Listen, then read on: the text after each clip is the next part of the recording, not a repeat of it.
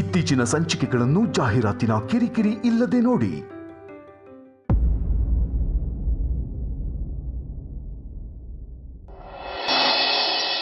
ಕರೆಕ್ಟಾಗಿ ಗೆಸ್ ಮಾಡಿದೆ ಸಾರ್ವಳಿ. ಪೂರ್ಣಿ ಸೀಮಂತದ ದಿನ ನಾನು ಕೊಬ್ಬರಿ ಮಿಠಾಯಿ ಮಾಡಿದ್ನಲ್ಲ, ಅದು ತುಳಸಿಯವರೇ ಹೇಳ್ಕೊಟ್ಟಿದ್ದು. ಅದು ತಿಂದಿರ್ತೀಯ.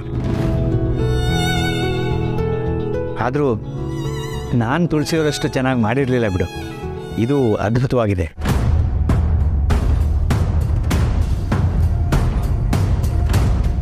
ಈ ತುಳಸಿ ಅಂದರೆ ನನ್ನ ಫ್ರೆಂಡ್ ಅಂದಿದ್ನಲ್ಲ ಶಾರ್ವರಿ, ಅದೇ ಅವತ್ತು ಶಿವರಾತ್ರಿ ದಿನ ದೇವಸ್ಥಾನಕ್ಕೆ ಹೋದಾಗ ಮಹೇಶಂಗೂ ಪರಿಚಯ ಮಾಡಿಸಿದ್ದೆ.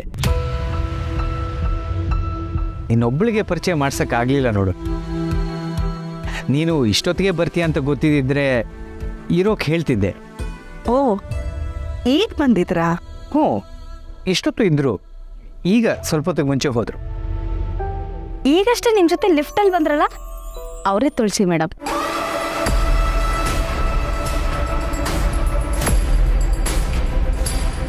ಛೇ, ಎಂಥ ಕೆಲಸ ಆಗೋಯ್ತು. ಆ ತುಳಸಿನ ಹುಡ್ಕೊಂಡು ಎಲ್ಲೆಲ್ಲೋ ಹೋದೆ, ಆದರೆ ಅವಳು ನನ್ನ ಎದುರಲ್ಲೇ ಬಂದರೂ ನೋಡಲೇ ಇಲ್ವಲ್ಲ. ಅವಳು ಕೆಫೆಗೆಲ್ಲ ಬಂದು ಹೋಗ್ತಾಳೆ. ಇಲ್ಲಿರೋ ಎಲ್ರಿಗೂ ಅವಳು ಗೊತ್ತಿದೆ. ಅಂದರೆ ಭಾವಂಗ ಅವಳು ಅಷ್ಟು ಕ್ಲೋಸಾ?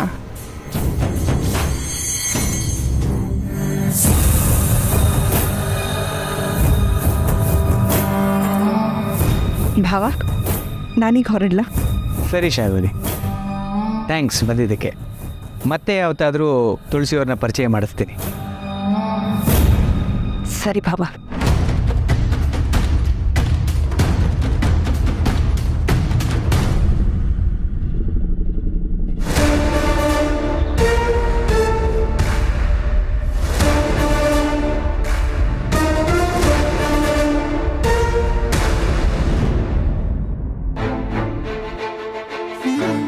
ತಾತಣ್ಣ, ಏನಾಯ್ತು?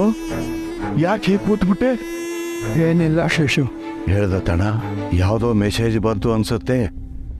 ಅದಾದ್ಮೇಲೆ ಸೈಲೆಂಟ್ ಆಗಿಬಿಟ್ಟೆ. ಯಾರ ಮೆಸೇಜು?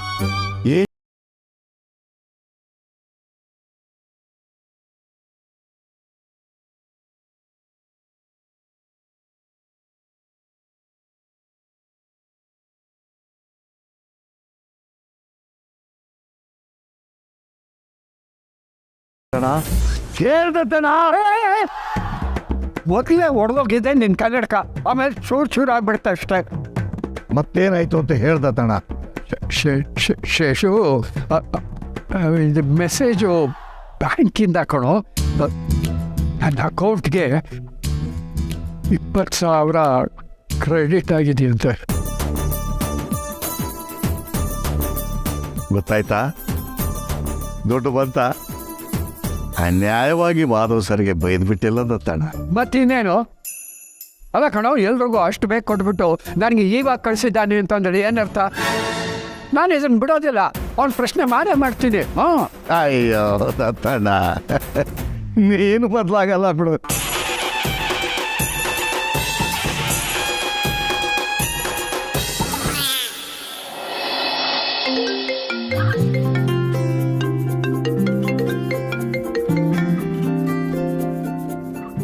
ಹಲೋ, ಹೇಳು. ಟೀ ಕುಡಿಯೋಕೆ ಬಂದಿದ್ಯಾ? ಹೇಳು, ಏನು ಫೋನ್ ಮಾಡಿದ್ದು? ನಿನಗೆ ಫೋನ್ ಮಾಡೋಕೆ ವಿಷಯ ಬೇಕಾ? ಬೆಳಗ್ಗೆ ಆಗಿದ್ದಕ್ಕೆ ನನಗೂ ಕೋಪ ಬಂತು. ಆದರೆ ನಾನು ನಿನ್ನ ಥರ ಸಾಧಿಸ್ದೆ. ಈಗ ಹೋಗ್ಬಿಟ್ಟು ಫೋನ್ ಮಾಡಿದೆ ತಾನೆ? ನಾನೇನು ಕಾಲ್ ಮಾಡು ಅಂತ ಹೇಳಿರ್ಲಿಲ್ವ? ಅಲ್ಲಿ ಅಮ್ಮ ತಾತ ಎಲ್ಲರೂ ಇದ್ರು. ನಂದಿನಿ ನನ್ನ ಜೊತೆ ಚೆನ್ನಾಗಿದ್ರೆ ಅವಳಿಗೆ ಅಡ್ವಾಂಟೇಜು ಅದು ಇದು ಅಂತೆಲ್ಲ ಹೇಳ್ದೆಯಲ್ಲ, ಇರಿಟೇಟ್ ಆಗಲ್ವಾ? ಆಯಿತು, ಇಬ್ರಿಗೂ ಇರಿಟೇಟ್ ಆಗಿದೆ, ಕೋಪ ಬಂದಿದೆ. ಆದ್ರೆ ಈಗ ನಾನೇ ಫೋನ್ ಮಾಡಿ ಮಾತಾಡಕ್ ಮುಂದಾದೆ ಅಲ್ವಾ? ಸರಿಯಾಗಿ ಮಾತಾಡು. ನೀನ್ ಯಾಕೆ ಈಗ ಅದೇ ವಿಷಯ ಹಿಡ್ಕೊಂಡು ಮಾತಾಡಕ್ ಶುರು ಮಾಡಿದೆ? ಆಗ್ಲೇ ಏನು ವಿಷಯ ಅಂತಂದ್ರೆ ಏನು ಹೇಳಲಿಲ್ಲ ತಾನೆ. ಈಗ ನನ್ನೇ ಬ್ಲೇಮ್ ಮಾಡ್ತೀಯಾ? ಆಫೀಸಲ್ಲಿ ತುಂಬ ಕೆಲಸ ಇದೆ. ನೀನೀಗ ಮತ್ತೆ ಮೂಡ್ ಔಟ್ ಮಾಡಿದ್ರೆ ನನಗೆ ಕೆಲಸ ಮಾಡೋಕ್ಕಾಗಲ್ಲ. ಏನೇ ವಿಷಯ ಇದ್ರೂ ಮನೆಗೆ ಬಂದು ಮಾತಾಡು. ಹಲೋ ಹಲೋ ಸರ್, ನಿನ್ಗೆ ಯಾಕೋ ಅದೇನೇ ಆಗ್ತದೆ. ಬಾ ಮನೆಗಿದೆ ನಿನಗೆ.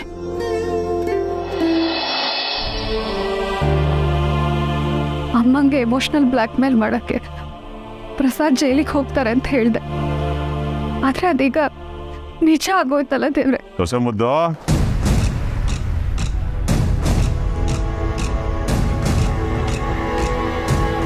ಮಾವ ಸ್ಟೇಷನ್ಗೆ ಹೋಗಿದ್ರಾ? ಪ್ರಸಾದ್ ಸಿಕ್ಕಿದ್ರಾ? ಬಿಡ್ಸಕ್ಕಾಗತ್ತಾ? ಪರಿಚಯ ಇರೋರ ಹತ್ರ ಹೇಳಿ ಬಿಡಿಸಬಹುದು, ಆದ್ರೆ ಏನ್ ತೊಂದ್ರೆ ಮಾವ? ಸಿಕ್ಕಾಪಟ್ಟೆ ಖರ್ಚಾಗತ್ತೆ ಸೊಸೆ ಮುದ್ದು. ಈಗ ದುಡ್ಡಿಲ್ದೆ ಏನು ನಡೆಯಲ್ಲ ಅಂತ ನಿನಗೆ ಗೊತ್ತಿಲ್ವಾ? ನೀನು ತವ್ರ ಮನೆಯಿಂದ ಇಸ್ಕೊಂಬಂದಿಯಲ್ಲ, ಅದರಲ್ಲೂ ಒಂದು 2.5 ಲಕ್ಷನಾದರೂ ಉಳಿದಿರ್ಬೋದಲ್ವಾ? ಅದನ್ನ ಕೊಟ್ರೆ ಪ್ರಸಾದನ್ನ ಬಿಡಿಸ್ಕೊಂಬರ್ಬೋದು ನೋಡಮ್ಮ. ನೀನು ದುಡ್ಡು ಕೊಟ್ರೆ ಪ್ರಸಾದಿ ಜೈಲಿಂದ ಆಚೆ ಬರ್ತಾನೆ, ಇಲ್ಲದೆ ಹೋದರೆ ಈಗ ಆ ಕಾನ್ಸ್ಟೇಬಲ್ ಫೋನ್ ಮಾಡಿ ನಮ್ಮ ಕೈಲಿ ಅಷ್ಟೊಂದು ದುಡ್ಡು ಕೊಡೋಕ್ಕಾಗಲ್ಲ, ನಿಮ್ಮ ಪಾಡೆ ನೀವು ಕೇಸ್ ರಿಜಿಸ್ಟರ್ ಮಾಡ್ಕೊಳ್ಳಿ ಅಂತ ಹೇಳ್ಬಿಡ್ತೀವಿ. ಮಾವ ಬೇಡ ಬೇಡ ಪ್ಲೀಸ್, 1 ನಿಮಿಷ ಇರಿ.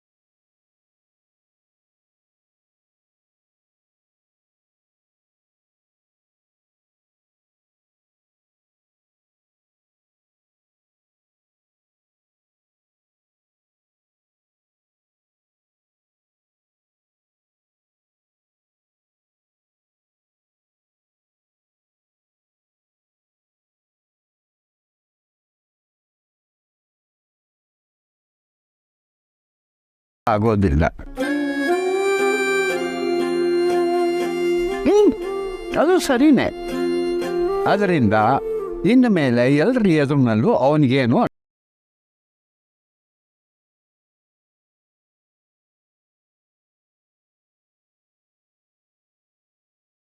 ಇರಲ್ಲ. ನ್ಯಾಯದ ಬೆತ್ತು ಒಬ್ಬರನ್ನೊಬ್ರು ಕ್ಷಮೆ ಕೇಳಿ. ನಾನು ಮಧ್ಯಾಹ್ನನೇ ಫೋನ್ ಮಾಡಿದ್ದೆ ತಾತ. ನೀವು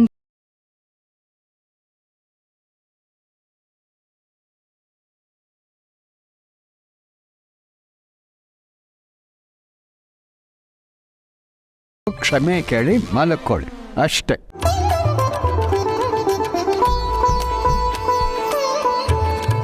ತುಳಸಿ, ಆ ಚಪ್ಪಲಿ ಕಳ್ಳನ ಕೆಫೆಗೆ ಒಂದು ಮುಖ್ಯವಾದ ವಿಷಯ ಇದೆ, ಹೋಗಿ ಬರ್ತೀನಿ ಎಂದಿದ್ಯಲ್ಲ, ಹೋಗಿ ಬಂದ್ಯಾ? ಹ್ಞೂ ಮಾವ, ಹೋಗಿ ಬಂದೆ. ಅದು ಹೇಳು, ಏನು ವಿಷಯ? ಅದು ಮಾವ, ಅವತ್ತು ಮಾಧವ್ ಅವ್ರ ಮನೆಗೆ ಬಂದಿದ್ದು ಅವ್ರ ಕೆಫೆನಲ್ಲಿ ಅಡುಗೆ ಮನೆ ಉಸ್ತುವಾರಿ ಕೆಲಸ ಎಲ್ಲ ನೀವು ನೋಡ್ಕೋತೀರಾ ಅಂತ ನನ್ನನ್ನು ಕೇಳೋಕ್ಕೆ. ಏನಂದ? ಲೀಡ್ ಶೆಫ್ ಕೆಲಸ ತಾತ, ಅಡುಗೆ ಮನೆ ಇನ್ಚಾರ್ಜ್ ಆಗಿ ಕೆಲಸ ಮಾಡಿ ಅಂತ ಕೇಳೋಕೆ ಬಂದಿದ್ರು.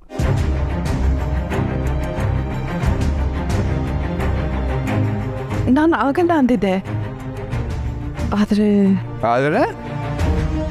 ಪದ್ಮನೂ ಸೇರ್ಕೊಳ್ಳಿ ಅಂದರು. ಆದರೆ ನಾನಿನ್ನೂ ನಿಮ್ಮ ಹತ್ರ ಮಾತಾಡಿರ್ಲಿಲ್ವಲ್ಲ.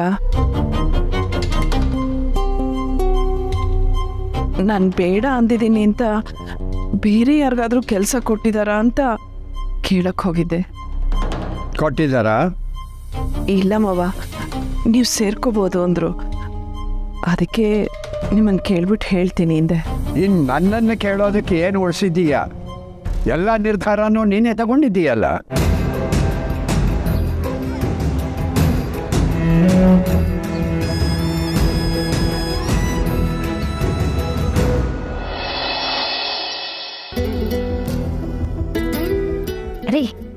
ಹೇಗಿತ್ತು ಕೆಲಸ? ಹೆಕ್ಟಿಕ್ಕಾ? ಟೆನ್ಷನಲ್ಲಿದ್ದೀರಾ? ಆಫೀಸ್ ಕೆಲ್ಸದ ಟೆನ್ಷನ್ ಅಂದರೆ ಹೇಗೋ ಮ್ಯಾನೇಜ್ ಮಾಡ್ಬೋದು. ಮನೇಲಿ ಇರೋ ಟೆನ್ಷನ್ ಕೊಟ್ಟರೆ ಇರಿಟೇಟ್ ಆಗತ್ತೆ. ರೀ, ಕೋಪದಲ್ಲಿದ್ದೀರಾ? ಏನಾಯ್ತ್ರಿ? ಇನ್ನೇನಾಗಬೇಕು? ಯಾವತ್ತು ಮಾವ ಮಾವ ಅಂತ ವಹಿಸ್ಕೊಂಡು ಬರ್ತೀಯಲ್ಲ, ಅವ್ರು ಯಾವತ್ತಿದ್ರು ಮನೆಗೆ ಮಾರಿ ಊರಿಗೆ ಉಪ್ಕಾರಿನೇ. ಆದರೆ ನೀನು ಇದನ್ನು ನಂಬ್ತಾ ಇರಲಿಲ್ಲ. ಇವತ್ತು ಮತ್ತೆ ನನ್ನ ಮಾತು ಸತ್ಯ ಆಯಿತು. ಈಗೇನಾಯ್ತು ಸರಿಯಾಗಿ ಹೇಳಿ. ಮಾವ ಏನು ಮಾಡಿದ್ರು ಈಗ? ಇವತ್ತು ಎಲ್ಲ ಈಗ ಬಿಟ್ಟು ಅವ್ರ ಹತ್ರ ಮಾತಾಡೋಕ್ಕೆ ಕೆಫೆವರೆಗೆ ಹೋಗಿದ್ದೆ. ಏನು? ನೀವು ಕೆಫೆಗೆ ಹೋಗಿದ್ರಾ?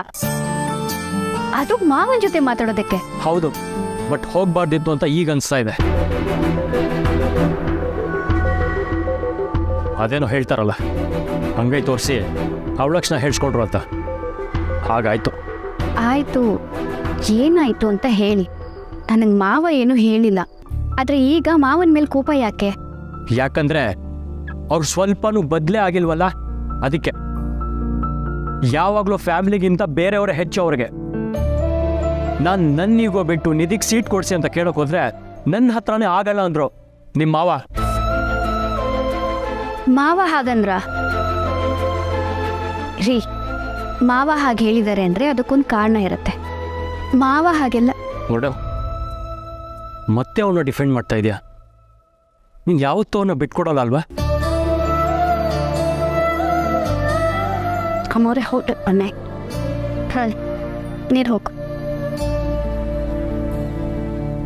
ಒಂದು ಮಾತಂತೂ ಸತ್ಯ ಪೂರ್ಣೆ, ಅಟ್ ಎನಿ ಕಾಸ್ಟ್ ನಿಧಿಗೆ ಸೀಟ್ ಸಿಕ್ಕೇ ಸಿಗತ್ತೆ. ನಾನು ಹಾಗೆ ಮಾಡೇ ಮಾಡ್ತೀನಿ.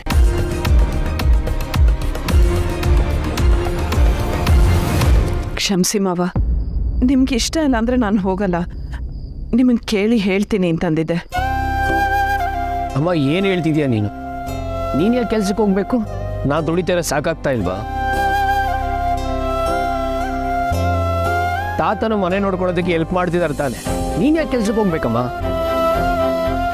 ನನಗಂತೂ ಸ್ವಲ್ಪನೂ ಇಷ್ಟ ಆಗ್ತಿಲ್ಲಮ್ಮ. ಅಲ್ಲ ಪಾಪು. ಅಲ್ಲಮ್ಮ, ನೀನು ಕೆಲ್ಸಕ್ಕೆ ಹೋದ್ರೆ ನೋಡ್ದವ್ರು ನನ್ನ ಬಗ್ಗೆ ಏನು ಅನ್ಕೋಬೇಕು? ಗಂಡ ಪಿಂಡ ನೋಡಿದವರು ಏನು ಬೇಕಾದರೂ ಅಂದ್ಕೊಳ್ಳಿ. ನಾವು ಇನ್ನೊಬ್ಬರಿಗೋಸ್ಕರ ಬದುಕ್ತಾ ಇಲ್ಲ. ತುಳಸಿಗೆ ಏನು ಇಷ್ಟನೋ ಅದನ್ನು ಮಾಡಲಿ. ನೀನು ಹೋಗಮ್ಮ ಕೆಲಸಕ್ಕೆ.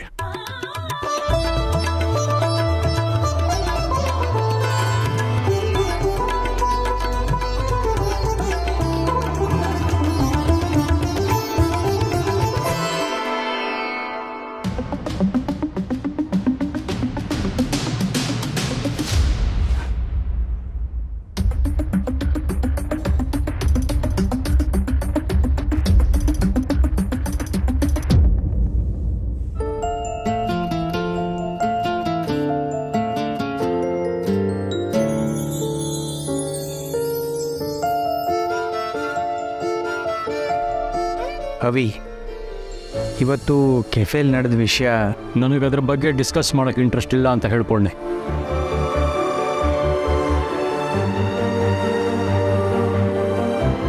ಇಷ್ಟು ವರ್ಷ ನನ್ನ ಜೊತೆ ಮಾತಾಡದೇ ಇದ್ದ ಮಗ ಈಗ ತಾನಾಗೇ ಹತ್ರ ಆಗ್ತಿದ್ದ. ನಾನೇ ಅವನ ಮತ್ತೆ ಮೊದಲಿನ ಥರ ಆಗೋ ಹಾಗೆ ಮಾಡಿದ್ನ.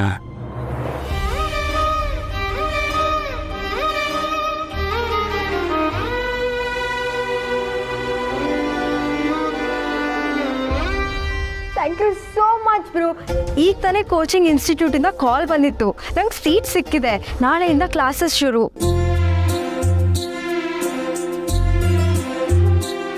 Thank you bro. ಅಷ್ಟಕ್ಕೂ ನೀನು ಏನು ಮಾಡಿದೆ? ಅವ್ರನ್ನ ಹೇಗೆ ಒಪ್ಪಿಸ್ದೆ? ಕಂಗ್ರಾಟ್ಸ್. ಏನು ಮಾಡಬೇಕಿತ್ತು ಅದನ್ನೇ ಮಾಡಿದ್ದೀನಿ. ನೀನು ಚೆನ್ನಾಗಿ ಓದು. Okay bro. ಡೊನೇಷನ್ ಕೊಡ್ತೀನಿ ಅಂದರೆ ಬೇಡ ಅಂದ್ರಲ್ಲ. ಈಗ ಇನ್ಸ್ಟಿಟ್ಯೂಟ್ ಮೇಜರ್ ಶೇರ್ ತೊಗೊಂಡು ನಾನು ಒನ್ ಆಫ್ ದ ಓನರ್ ಆಗಿದ್ದೀನಿ. ಸೀಟ್ ಕೊಡದೆ ಇನ್ನೇನು ಮಾಡ್ತಾರೆ?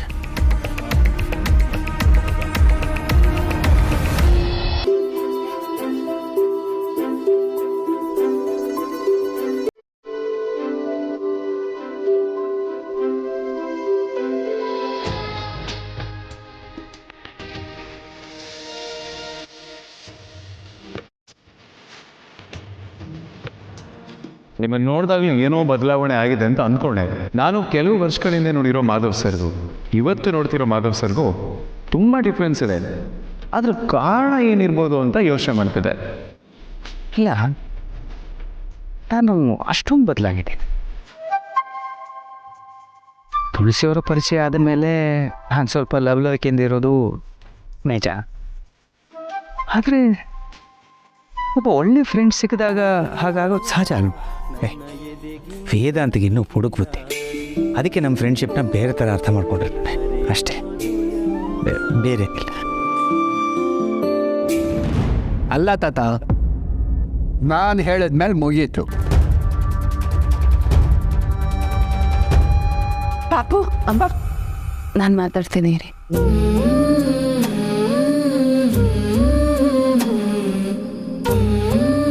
ಕ್ಷಮಿಸಿ ಮಾವ. ಪಾಪು ಹೇಳೋ ಹಾಗೆ ನಾನು ಕೆಲ್ಸಕ್ಕೆ ಹೋದರೆ ಯಾರಾದರೂ ಏನಾದರೂ ಹೇಳ್ತಾರೆ ಅನ್ನೋದಾದರೆ ನಾನು ಹೋಗಲ್ಲ. ಅದರಿಂದ ಪಾಪುಗೂ ಬೇಜಾರು, ನಿಮಗೂ ನೋವಾಗ್ಬೋದು. ನನಗೆ ನೋವಾಗತ್ತೆ ಅಂತ ನಾ ಹೇಳದ್ನ. ಇನ್ನು ದಂಡಪಿಂಡನ ಸ್ವಭಾವ ಗೊತ್ತಲ್ವಾ? 2 ದಿವಸ ಸರಿ ಹೋಗ್ತಾನೆ. ಡಬ್ಬಿ ಸರ್ವಿಸ್ ಬಂದಾಗಲೂ ಹಾಗೆ ಅದ್ದ, ಆಮೇಲೆ ಸರಿ ಹೋಗ್ಲಿಲ್ವಾ? ನಮ್ಮ ಮನಸ್ಸಿಗೆ ಏನು ಬೇಕೋ ಹಾಗೆ ಮಾಡಬೇಕು. ಆದರೂ ಮಾವ, ಈ ವಿಷಯದ ಬಗ್ಗೆ ಮತ್ತೆ ಮಾತುಕತೆ ಬೇಡ. ನೀನು ಕೆಲ್ಸಕ್ಕೆ ಸೇರು. ಗಗನದ ಸೂರ್ಯ ಮನೆ ಮೇಲೆ ನೀ ನನ್ನ ಅಲ್ಲ, ವೇದಾಂತ್ ಮಾತಾಡುವಾಗ ತುಳಸಿಯವ್ರು ಅಲ್ಲೇ ಇದ್ರು. ಅವ್ರೇನಾದರೂ ನಮ್ಮ ಮಾತು ಕೇಳಿಸ್ಕೊಂಡ್ಬಿಟ್ಟಿದ್ರೆ?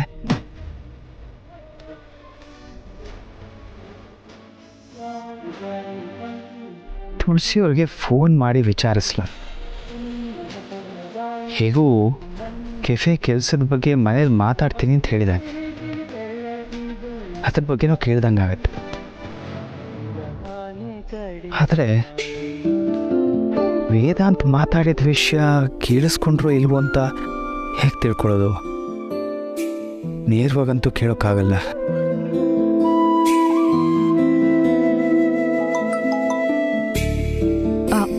ಹಲೋ ಮಾಧವ್ ಅವರೇ. ಕ್ಷಮಿಸಿ ತುಳಸಿಯವರೇ, ಇಷ್ಟೊತ್ತಲ್ಲಿ ಫೋನ್ ಮಾಡಿ ತೊಂದರೆ ಕೊಡ್ತಿಲ್ಲ ತಾನೆ? ತೊಂದರೆ ಏನೂ ಇಲ್ಲ.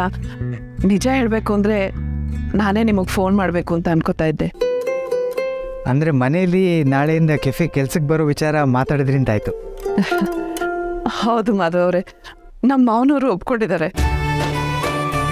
ನಿಜವಾಗ್ಲೂ ದತ್ತ ಒಪ್ಕೊಂಡ್ರಾ? ಹೌದು. ಓ ಗ್ರೇಟ್, ತುಂಬ ಸಂತೋಷದ ಸುದ್ದಿ ಹೇಳಿದ್ರಿ.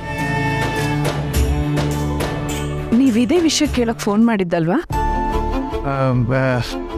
ಅದು ಅದು ಅದು ಇದೆ. ಆಮೇಲೆ ಕೆಫೆಗೆ ವೇದಾಂತ್ ಬಂದಿದ್ನಲ್ಲ, ನಾನು ಅದೇ ವಿಷಯ ಹೇಳೋಣ ಅನ್ಕೊಂಡಿದ್ದೆ. ಅಂದರೆ ನಾವು ಮಾತಾಡಿದ್ನೆಲ್ಲ ತುಳಸಿಯವ್ರು ಕೇಳಿಸ್ಕೊಂಡ್ಬಿಟ್ಟಿದಾರ?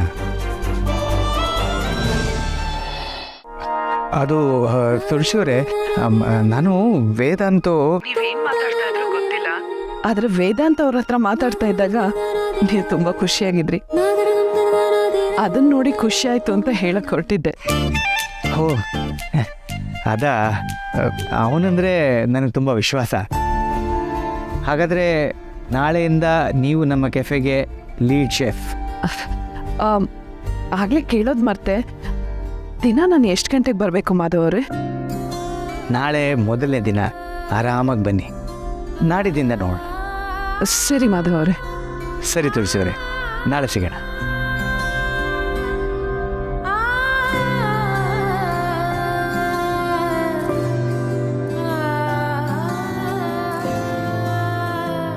ತುಳಸಿಯವರು ದಿನ ನಮ್ಮ ಕೆಫೆ ಕೆಲ್ಸಕ್ಕೆ ಬರ್ತಾರೆ ಅಂದರೆ ನನಗೆ ಯಾಕೆ ಇಷ್ಟು ಖುಷಿ ಆಗ್ತಿದೆ? ಮಾವ, ಬಾ ಪೂರ್ಣಿ. ಮಾವ, ಅವಿ ಹಾಗೆ ಹೇಳಿದ್ದಕ್ಕೆ. ಇಲ್ಲ ಪೂರ್ಣಿ, ನಮ್ಮಿಬ್ಬರ ಸಂಬಂಧ ಹೇಗೆ ಅಂತ ನಿಮಗೆ ಗೊತ್ತಲ್ಲ. ಅಷ್ಟಕ್ಕೂ ಅವನು ಮಾಡಿದ್ರಲ್ಲಿ ತಪ್ಪೇನಿಲ್ಲ. ಅವನು ತಂಗಿಗೋಸ್ಕರ ಹಾಗೆ ಮಾಡ್ದ. ನೀವು ನಿಮ್ಮ ಮಗನ ಬಿಟ್ಕೊಡಲ್ಲ ಬಿಡಿ. ಸುಸ್ತಾಗಿರ್ತೀರಾ, ಮಲ್ಕೊಳ್ಳಿ. Good night. ಪುಣಿ, ಒಂದು ನಿಮಿಷ, ನಿನ್ನ ಹತ್ರ ಏನೋ ಕೇಳಬೇಕು. ಕೇಳಿ ಮಾವ. ಏನಿಲ್ಲ, ಫ್ರೆಂಡ್ ಒಬ್ಬರು ಸಿಕ್ಕಿದ್ರು, ಇತ್ತೀಚೆಗೆ ನೀನು ತುಂಬ ಬದಲಾಗಿದೆಯಾ ಅಂತ ಹೇಳ್ತಿದ್ರು. ನಿಂಗೇನಾದರೂ ಹಾಗೆ ಅನ್ನಿಸ್ತಿದ್ಯಾ? ಬದಲಾಗಿದ್ದೇನೋ ನನಗೆ ಗೊತ್ತಿಲ್ಲ, ಯಾಕಂದ್ರೆ ಯಾವತ್ತಿದ್ರೂ ನೀವು ನನ್ನ ಮುತ್ತಿನ ಮಾವನೇ. ಆದರೆ ಒಂದಂತೂ ಸತ್ಯ, ಇತ್ತೀಚೆಗೆ ನೀವು ತುಂಬ ಖುಷಿಯಾಗಿರ್ತೀರ. ತುಂತುರು ಅಲ್ಲಿ ನೀರವ